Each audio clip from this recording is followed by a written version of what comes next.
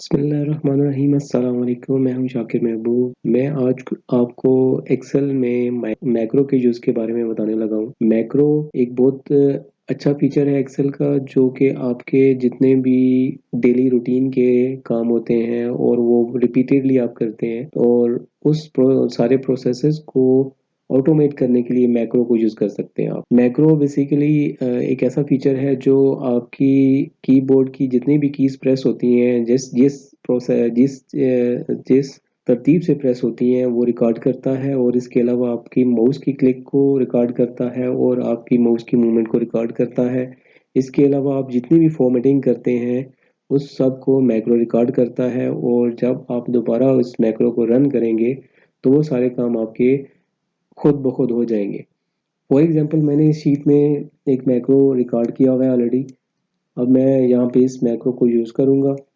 یہ ایک ڈیٹا ہے میرا، جس ڈیٹا کو میں نے کیا کرنا ہے کہ اس شیٹ سے کاپی کرنا ہے اور اس شیٹ میں لے کے آنا ہے، اور اس شیٹ میں لانے کے بعد میں نے یہ کرنا ہے کہ اس کی جتنے بھی ہیڈنگز ہیں، میں یہ چاہتا ہوں کہ یہ ہیڈنگ اور باقی ساری جتنی ڈیٹیل آ رہی ہیں ان سب کو بارڈر اپلائی ہو جائے، اور یہ جو فروٹ نیمز آ رہے ہیں ان پہ ایک فارمولا میں اپلائی کرنا چاہتا ہوں کہ جتنے بھی فروٹ نیمز ہیں یہ اپر کیپ میں کنورٹ ہو جائے۔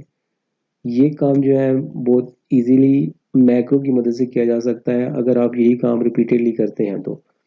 جیسے فار ایگزامپل، یہ میکرو میں نے ریکارڈ کیا ہوا ہے، اور یہ ایک میں نے بٹن بنایا ہے جس بٹن کو میں نے یہ میکرو اسائن کیا ہوا ہے، اور جیسے ہی میں اس بٹن کو پریس کروں گا تو میکرو میرے لیے وہ سارے روٹین کے پروسیس جو میں نے آلریڈی ریکارڈ کیے ہوئے ہیں، ڈیلی مجھے کرنے پڑتے ہیں، وہ پروسیس سارے پرفارم کر دے گا۔ جیسے ہی یہ میں نے اس بٹن کو کلک کیا تو آپ یہ دیکھ سکتے ہیں کہ یہ شیٹ 2 میں یہ شیٹ 1 والا ڈیٹا کاپی ہوا اور ادھر آ گیا، اور اس کے علاوہ جتنی ہیڈنگز ہیں یہ بولڈ ہو گئی ہیں، اور جو ڈیٹا تھا ان سارے ڈیٹا کو بارڈر بھی اپلائی ہو گیا۔ اس کے علاوہ جو لاسٹ کالم تھا، ایف کالم، میں نے اس میں ایک فارمولا اپلائی کیا تھا میں میکرو ریکارڈ کرتے ہوئے، تو میکرو نے وہی فارمولا جو ہے ایف کالم میں دوبارہ سے اپلائی کیا، اور یہ جتنے بھی نام آ رہے تھے یہ پراپر آ رہے ہیں۔ فرسٹ لیٹر کیپیٹل ہے، باقی اسمال ہے، اور ان سارے لیٹرز کو اس نے کنورٹ کر دیا ہے کیپیٹل لیٹرز میں۔ تو یہ سارے کام جو ہے میکرو نے میرے ون بٹن کلک سے بہت ایزیلی کر دیے ہیں۔ تو میکرو جو ہے آپ کے روٹین کے پروسیسز کو آٹومیٹ کرنے کے لیے آپ یوز کر سکتے ہیں، اور اپنے کام جو ہے بہت آسان بنا سکتے ہیں۔ آج کی ویڈیو میں میکرو جو ہے یہ ایک بیسک لیول کا میکرو ہے، اور اس بیسک لیول کے میکرو سے میں سٹارٹ کروں گا اور ایک سیریز آف ویڈیوز بناؤں گا جس میں میں آگے چل کے ڈفرینٹ ایڈوانس لیول کے میکرو سے ریلیٹڈ بھی چیزیں آپ کو بتاؤں گا۔ اس کے علاوہ نیکسٹ جو ہوتا ہے اسٹیپ ہوتا ہے وہ وی بی اے ہوتا ہے۔ اگر اس میکرو کو اگر آپ دیکھنا چاہیں کہ یہ جو سٹیپ ہیں یہ کیسے پرفارم ہوئے ہیں، تو یہ سارے سٹیپ جو ہیں ہم دیکھ سکتے ہیں۔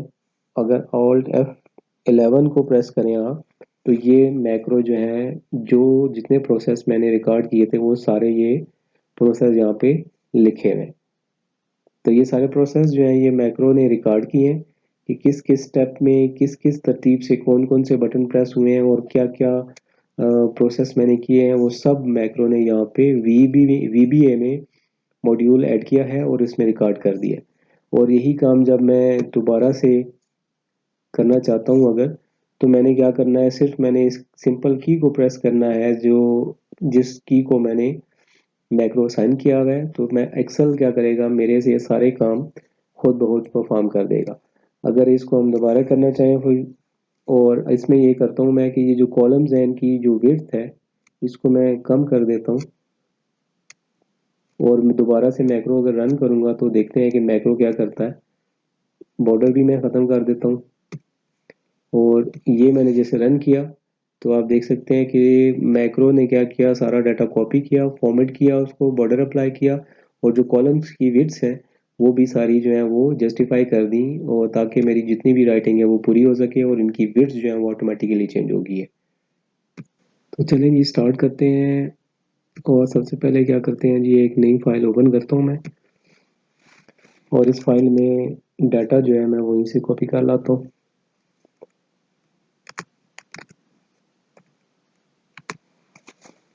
اس کا تھوڑا سا میں سائز انکریز کر لوں تاکہ ویزیبل ہو جائے ڈیٹا ایزیلی.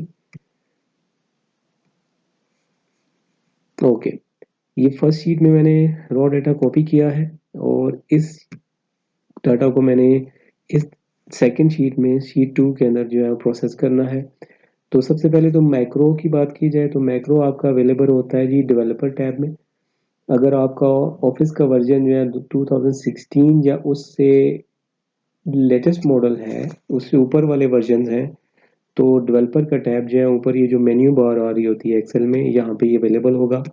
اگر آپ کی اولڈر ورژن ہے تو اس کے لیے آپ کو ڈیولپر کا ٹیب جو ہے وہ انیبل کرنا ہوگا. انیبل کرنے کے لیے آپ جائیں گے آپشنس میں, فائل مینیو سے آپشنس میں آئے اور آپشنس میں آ کے آپ نے کسٹمائز ریبنس کو کلک کرنا ہے. اور کسٹمائز ریبن میں یہ جو لیفٹ سائڈ پہ ونڈو آ رہی ہے, اس ونڈو میں آپ نے ڈھونڈنا ہے جی ڈیولپر ٹیب. اگر یہاں پہ آ رہا ہے تو اس کو آپ پہلے اس رائٹ والی ونڈو میں لے کے آئیں گے اور پھر اس کو آپ انیبل کریں گے. اگر یہاں پہ اس ونڈو میں دیکھیں تو یہ ڈیولپر ٹیب آلریڈی آ رہا ہے اور اس کو یہ ٹک بھی ہوا ہوا ہے, یعنی میرا جو ڈیولپر ٹیب ہے وہ انیبل ہے. تو جو لوگ اولڈ ورژن یوز کر رہے ہیں وہ ڈیولپر ٹیب کو اس طریقے سے انیبل کر سکتے ہیں, اور جو لیٹسٹ ورژن یوز کر رہے ہیں ان کے لیے ڈیولپر ٹیب جو ہے وہ پر یہ مینیو بار میں آ رہا ہوگا. تو اس ڈیولپر ٹیب کو جیسے آپ کلک کریں گے تو یہ بالکل سٹارٹ میں لیفٹ سائڈ کے اوپر ریکارڈ میکرو کا بٹن آ رہا ہے, اور میکرو سٹارٹ کرنے سے پہلے سب سے پہلے آپ اس میکرو کو کلک کریں گے. تو میکرو سب سے پہلے آپ سے پوچھے گا جی آپ نے اس کا نام کیا رکھنا ہے. تو نام کے لیے میں رکھ دیتا ہوں جی اس کو فارمیٹ شیٹ. میکرو نیمز میں اسپیس نہیں دینی ہوتی ہے آپ نے.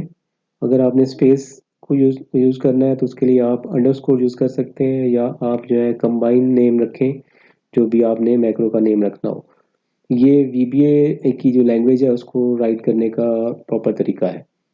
اس کے بعد ہوتا ہے جی شارٹ کٹ کی. اگر آپ چاہتے ہیں کہ کوئی شارٹ کٹ کی آپ رکھنا چاہتے ہیں کہ جیسے ہی آپ شارٹ کٹ کی کلک کریں تو آپ کا جو میکرو ہے وہ رن ہو جائے. یہاں پہ کنٹرول جو ہے وہ آلریڈی فکس ہوتا ہے, اس کے ساتھ ایڈیشنل آپ نے ایڈ کرنا ہوتا ہے کی. اور بیٹر آپشن یہ ہوتا ہے کہ آپ شفٹ پریس کر کے کوئی بھی کیپٹل لیٹر جو ہے وہ رکھ سکتے ہیں, جیسے کنٹرول شفٹ کو پریس کر کے کے پریس کریں تو یہ شفٹ یہاں پہ دیکھیں آٹومیٹیکلی ایڈ کر دی ہے ایکسل نے. اور اب میری اس میکرو کی جو شارٹ کٹ کی بن گئی ہے, کنٹرول شفٹ کے کو میں جیسے ہی پریس کروں گا تو میری یہ میکرو جو ہے وہ رن ہو جائے گا.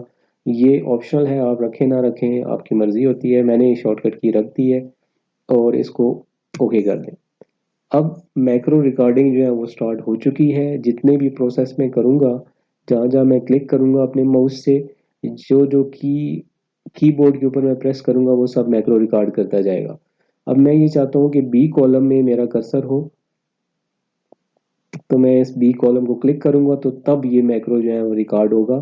اور میں اس شیٹ میں آتا ہوں اور اس شیٹ میں میں سب سے پہلے بی سیل جو ہے B1 اس میں کرسر کو پلیس کروں گا اور کنٹرول اسٹائک پریس کروں گا تاکہ میرا جتنا بھی ڈیٹا ہے یہاں پہ اس شیٹ میں اگر لکھا ہوا ہو اور وہ ڈیٹا اس سے زیادہ بھی اگر ہو تو وہ کاپی ہو جائے.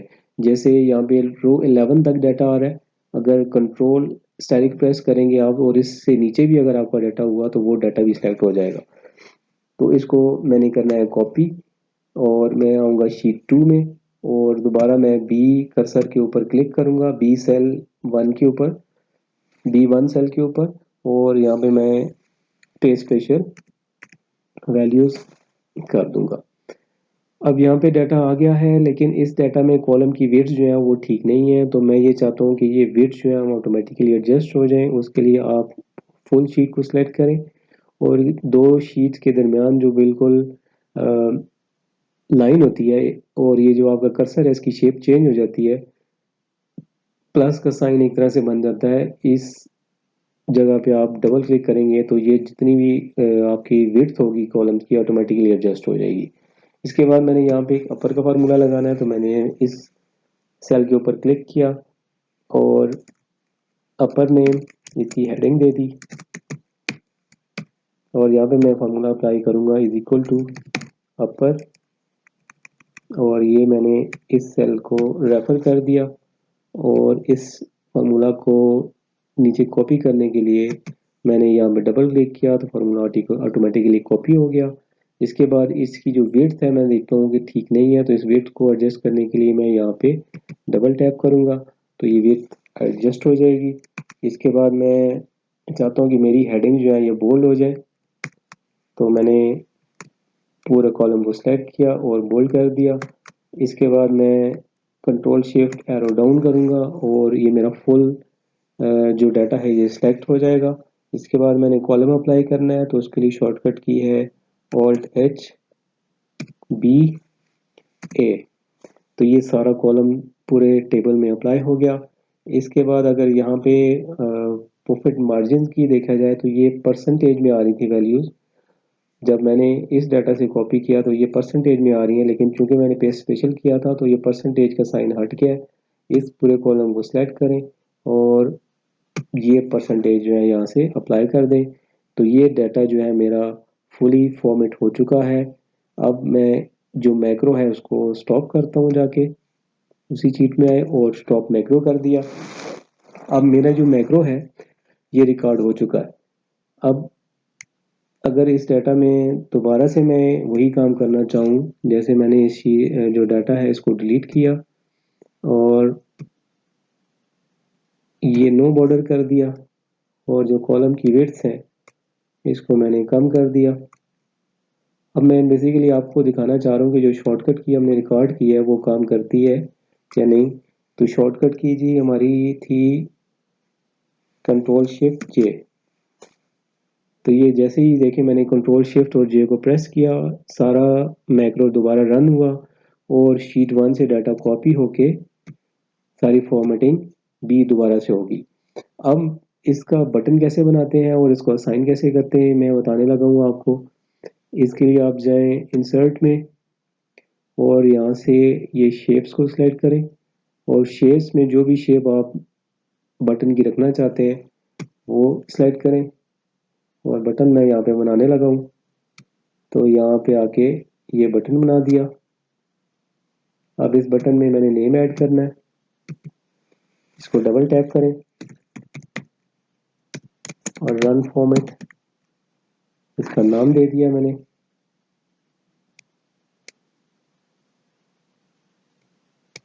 اب اس کو تھوڑا سا ایڈجسٹ کرتے ہیں فارمیٹنگ، تاکہ جو رائٹنگ میں نے لکھی ہے وہ ساری ویزیبل ہو جائے۔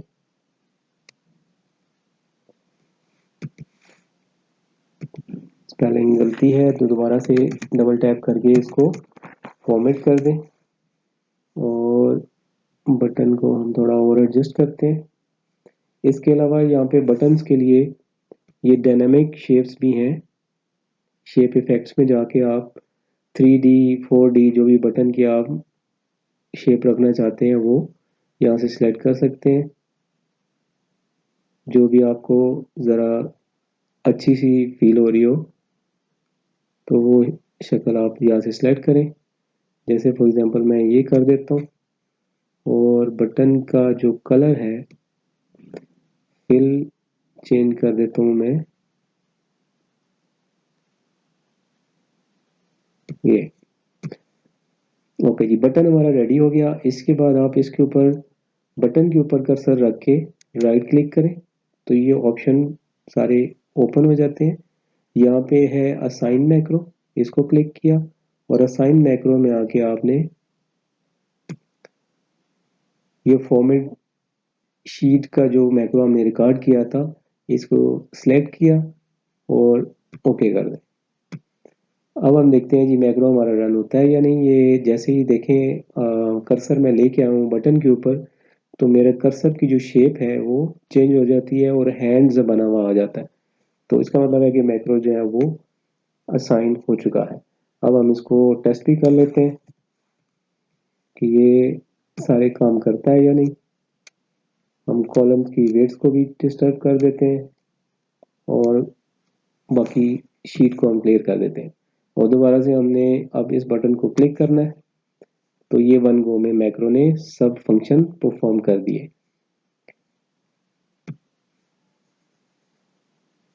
तो ये था जी मैक्रो के ऊपर एक शॉर्ट सा वीडियो जो कि बिल्कुल बेसिक और इजी अंडरस्टैंडेबल है। एक आम यूज़र जो एक्सेल का बहुत मिनिमम सा नॉलेज रखता है वो भी इसको सीख सकता है।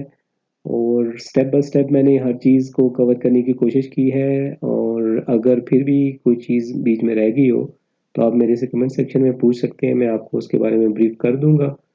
अगर वीडियो अच्छी लगी हो तो वीडियो को लाइक करें, कमेंट्स भी कीजिएगा, और इसी तरह की मज़ीद वीडियोस देखने के लिए मेरे चैनल को सब्सक्राइब करें और चैनल का जो बेल बेल आइकन है उसको भी प्रेस करें, ताकि जो भी मेरी लेटेस्ट वीडियो आए उसका आपको अलर्ट इजीली मिल सके। अपना बहुत सारा ख्याल रखिएगा। अल्लाह हाफिज़।